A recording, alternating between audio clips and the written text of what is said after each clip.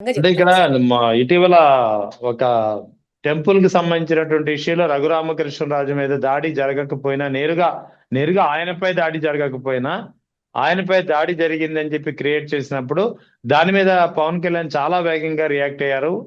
దాడిని ఖండిస్తూ ఆయన ట్వీట్ చేశారు, వ్యాఖ్యానాలు చేశారు.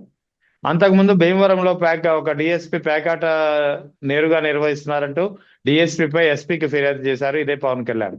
కానీ ఇక్కడ విజయవాడ నడిబొడ్డున కృష్ణలంకలో ఒక యువకుడిని, సార్ అతని కాపు సామాజిక వర్గమా మరొకటి అనేది పక్కన పెట్టండి, అతను సార్ ఒక బేసిక్ గా యువకుడు, ఇరవై హ్యూమన్ రెండేళ్ల ఒక యువకుడు. పర్సన్.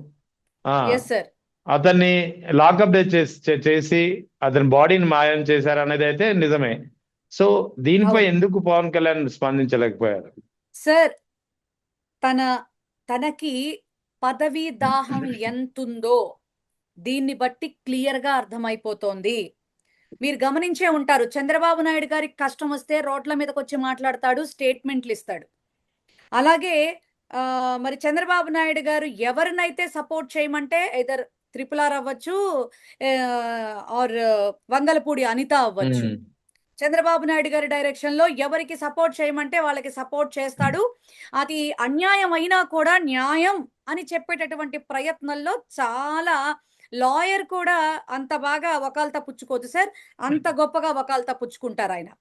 కానీ ఈ రోజున ఒక తన కాపు సామాజిక వర్గానికి సంబంధించినటువంటి వ్యక్తి, అందులోనూ విజయవాడలో నడిబొడ్డులో, మరి ఇక్కడ రంగా గారు పుట్టి మరణించి ఆయనకంటూ రాష్ట్రమంతా ఒక బ్రాండ్ ఇమేజ్ ని క్రియేట్ చేసుకున్నటువంటి స్థలంలో ఒక కాపు బిడ్డ చనిపోతే సార్, మీరన్నట్టు ఆ బాబుకి ఒక కులాన్ని అంటగట్టాలని కాదు సార్, ఆ కులాన్ని ఉపయోగించుకుని ఓట్లేయించుకుని వాళ్ళకి దండాలు పెట్టి దశకాలు పెట్టి నన్ను గెలిపించండి అని చెప్పి అధికారంలోకి వచ్చిన తర్వాత వాళ్ళని పట్టించుకోనటువంటి వ్యక్తి గురించి మాట్లాడవలసి వచ్చినప్పుడు ఖచ్చితంగా కుల ప్రస్తావన తీసుకురావాల్సినటువంటి పరిస్థితి వస్తోంది సార్. అందుకనే ప్రతి ఒక్కళ్ళు కూడా ఈ రోజున నిలదీయటం జరుగుతా ఉంది. ఇది పవన్ కళ్యాణ్ గారి అసమర్థతకి నిదర్శనం, ఇది ఖచ్చితంగా. ఎందుకంటే ఎంతో మంది కాపు సామాజిక వర్గానికి సంబంధించినటువంటి వాళ్ళు మా పవన్ కళ్యాణ్ ఏదో చేస్తాడు, మన సామాజిక వర్గం నుంచి కూడా ఒక వ్యక్తి ముఖ్యమంత్రి అయితే ఈ రాష్ట్రానికి పరిపాలన ఎలా ఉంటుందో అని ఎంతో ఊహించుకున్నారు. కానీ భగవంతుడికి తెలుస్తారు ఈయన ఎంత గొప్ప సమర్థుడో. అందుకే 14 ఏళ్ళు కూడా ఒక్క అవకాశం ఇవ్వలేదు సరికదా. ఈ 14 ఏళ్ళు మరి అయిపోతే మళ్ళీ 29 నుంచి ఎలాగో మళ్ళీ జగన్మోహన్ రెడ్డి గారికే ప్రభంజనం అనేది మొదలవుతుంది. ఆయన సువర్ణ అధ్యాయమే ఇక ఎప్పటికీ ఆయన ఉన్నంత వరకు కొనసాగుతూనే ఉంటుంది. కాబట్టి భగవంతుడు కూడా పోన్లే పాపమని కాపు సామాజిక వర్గ ప్రజల్లో కూడా దూరి కొంచెం ఆయనకి సపోర్ట్ చేసి ఆయన చెప్పిందల్లా వినేటట్టుగా ఆ టైం వరకు వాళ్ళకి మనసునిచ్చి వాళ్ళని ఆయన్ని గెలిపించేటటువంటి ప్రయత్నంలో ఆయన్ని నిలబెడితే వాళ్ళందరి హృదయాల్ని ఎంత పిండేసి పొడి చేసి కత్తులతో ప్రతి క్షణం కూడా ఆయన తీసుకుంటున్నటువంటి స్టాండ్స్ ఒక్కొక్క విషయంలో చూస్తా ఉంటే మరి మీరు దాసరి రాము గారిని తీసుకోవచ్చు, ఇందాకే మీరు చెప్పారు మన రజనీ గారు కావచ్చు, లలితశ్రీ గారు కావచ్చు, తిరుపతి నుంచి ఇంకెవరో మొన్న కూడా ఒక ఆవిడ, ఓవి రమణ, ఆవిడ ఆవిడ రమణ కూడా గారు కూడా కావచ్చు. ఉన్నారు. అవునవును. ఆవిడ కూడా ఏమన్నారంటే నేను నిఖార్సైనటువంటి కాపు బిడ్డని, అసలు మనలో మరి ఇదేంటి రాజ్యసభకి వెళ్ళేంత అర్హులు ఎవరు లేరనుకుని మీరు ఆ లింగమనేనికి ఇవ్వబోతా ఉన్నారా అని చెప్పని కూడా ఆవిడ చాలా ఇంటెన్షనల్లీ చాలా చాలా బాధపడుతూ ప్రెస్ మీట్ పెట్టినటువంటి పరిస్థితులు. రైట్. ఇది ఇది ఏమన్నా మరి వైఎస్ఆర్సీపీ వాళ్ళు ఏమన్నా కావాలని చేస్తున్నటువంటి వ్యవహారాలా? సార్ ఇంకొకటి బొలిశెట్టి గారు కూడా ఈ రోజుకి కూడా ఒకప్పుడు ఆయనతో కలిసి నడిచి, ఒకప్పుడు ఆయన కోసం విభేదించి అందరినీ మరి వైఎస్ఆర్సీపీ వాళ్ళని కూడా టార్గెట్ చేసి మాట్లాడినటువంటి వ్యక్తులు ఈ రోజున నిజంగా జగన్మోహన్ రెడ్డి గారు చేస్తున్నటువంటి పని ఇంత గొప్పగా చేశాడు. నిజంగా కమిట్మెంట్ ఉన్నటువంటి వ్యక్తి, కమిటెడ్ గా వర్క్ చేసేటటువంటి వ్యక్తి ఎవరైనా ఉన్నారంటే ఈ రాష్ట్రంలో ఒక్క జగన్మోహన్ రెడ్డి గారు మాత్రమే. ఆయనే ఇచ్చిన మాటని నిలబెట్టుకుని మాట ఇస్తే మాట తప్పను అన్నట్లుగా పరిపాలన చేసినటువంటి వ్యక్తి ఇంత చక్కగా పాలించాడా అని చెప్పని వాళ్ళల్లో వాళ్లే రియలైజ్ అయ్యి మరి పవన్ కళ్యాణ్ అసమర్థతకి నిజంగా ప్రతిరోజు బాధపడతా ఉన్నారు. గుడివాడ అమర్నాథ్ పై ముఖ్యంగా వంగలపూడి అనిత చేసినటువంటి వ్యాఖ్యలు, లేదా దానిపై దానికి కౌంటర్ గా ఈయన చేసినటువంటి వ్యాఖ్యలు దీనిపై పెద్ద దుమారం రేగుతుంది. ముఖ్యంగా కూటమి నేతలు గుడివాడ అమర్నాథ్ ని తప్పుపడుతూ మాట్లాడుతున్నారు. వాస్తవానికి గతంలో ఏం జరిగింది, ఇప్పుడు ఏం జరిగిందంటే ఏం చెప్తారు? సార్ ఒక్క మాట చెప్తా. అసలు వీళ్ళకి గుడివాడ అమర్నాథ్ గారిని ప్రశ్నించేటటువంటి హక్కు, నైతిక హక్కు లేదు. ఉమ్, ఎందుకు చెప్తా ఉన్నానంటే, అని అనిపించుకో అత్తగారా అని ఒక సామెత ఉంది. నువ్వు హోమ్ మినిస్టర్ అయినంత మాత్రాన, నీకు దళిత కార్డు ఉన్నంత మాత్రాన, నీకు అధికారం మదం ఉన్నంత మాత్రాన, అహంకారంతో మాజీ మంత్రి అన్నటువంటి గౌరవం లేకుండా నీ ఇష్ట రాజ్యంగా గుడ్లు పగలగొడతాం, మాకు గుడ్లు పగలగొట్టడం వచ్చు, ఉమ్, ఆ వాడు వీడు ఎవడాడు అని మాట్లాడితే నిన్ను ఊరుకుంటారనుకుంటున్నావా ఏంటి? రాజ్యాంగంలో రాజ్యాంగబద్ధంగా నువ్వు ఒక్కదానివే బ్రతుకుతున్నావా ఆంధ్ర రాష్ట్రంలో? మిగతా వాళ్ళు ఎవరు బ్రతకట్లేదా? వాళ్ళకి హక్కులు లేవా? మానవ హక్కులు? నువ్వు మాట్లాడేదంతా భావ స్వేచ్ఛ, ప్రకటన స్వేచ్ఛ. అమర్నాథ్ గారు మాట్లాడింది తప్ప. ఆయన్ని వాడు వీడు అని నువ్వు అంటం ఎందుకు? ఆయన మేకప్ మంత్రి అన్నారని ఎక్కిళ్ళు పెట్టి ఏడవటం ఎందుకు? కొంచెమన్నా సిగ్గుపడాలి సార్.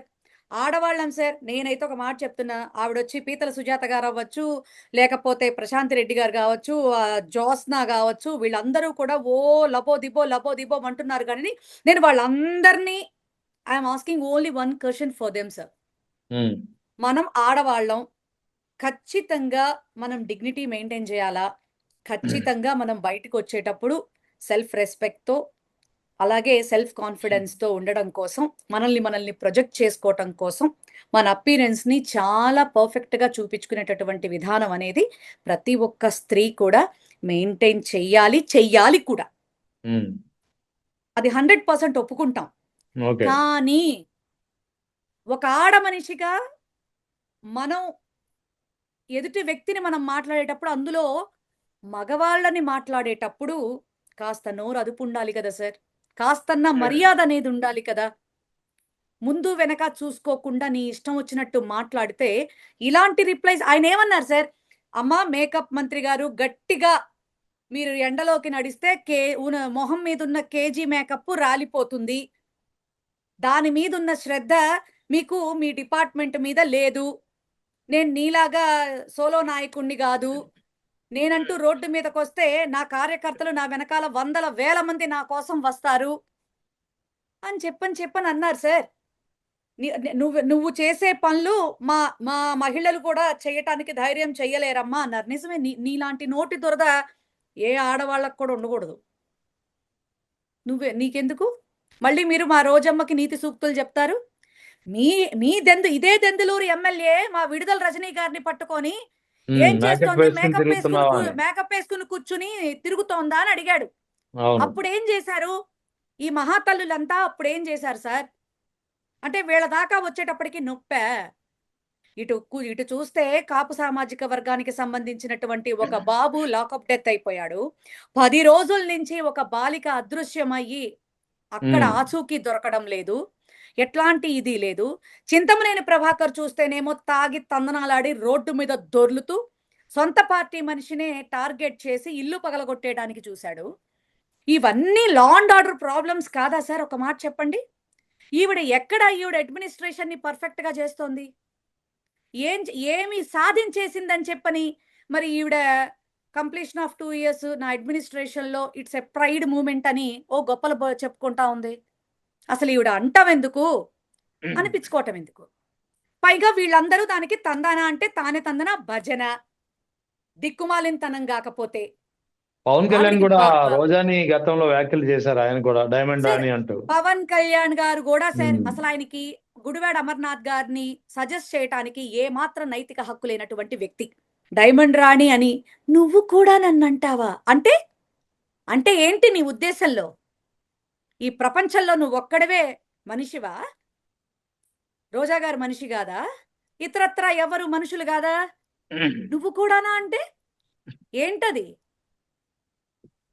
డిప్యూటీ సీఎంగా ఆంధ్ర రాష్ట్రంలో ఇక్కడ ఏది ఎలగబెట్టలేక మొన్న హైదరాబాద్ వెళ్తే అక్కడ కూడా ఉన్న వాళ్ళందరూ కూడా నువ్వు వచ్చి పెట్టినా కూడా మాకేం ఫరక్ పడదు, నువ్వు నీ మాటలు నీ దగ్గరే పెట్టుకో, మా మీద రుద్దాలని చూస్తే మాత్రం పద్ధతిగా ఉండదని గట్టి బాగా పెట్టారు. ఉమ్, అయినా కూడా మనకేమనిపించదు.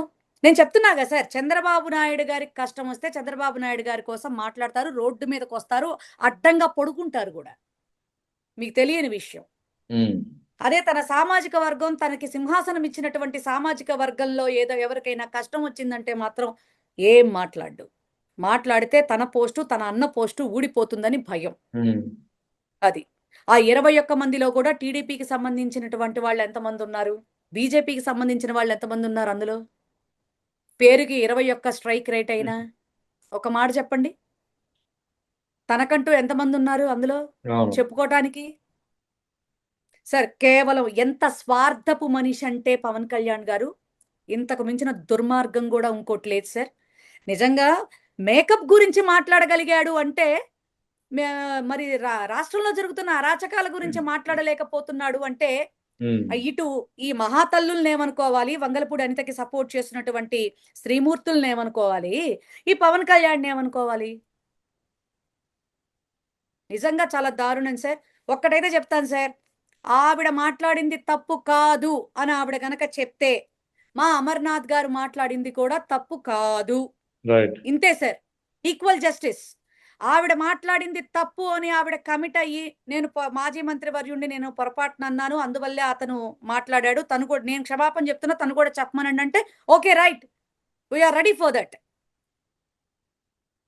అంతే తప్ప ఆయన కూడా ట్వీట్ చేశారు సార్.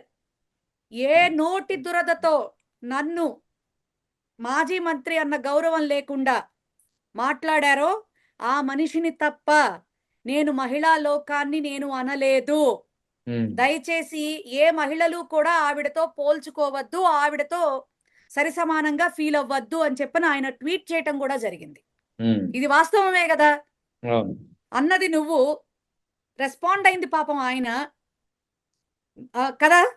నువ్వు తప్పు చేస్తే ఆయన తప్పు చేసినట్టు. నువ్వు తప్పు చేయకపోతే ఆయన తప్పు చేయనట్టు. ఈక్వల్ జస్టిస్ ఇక్కడ.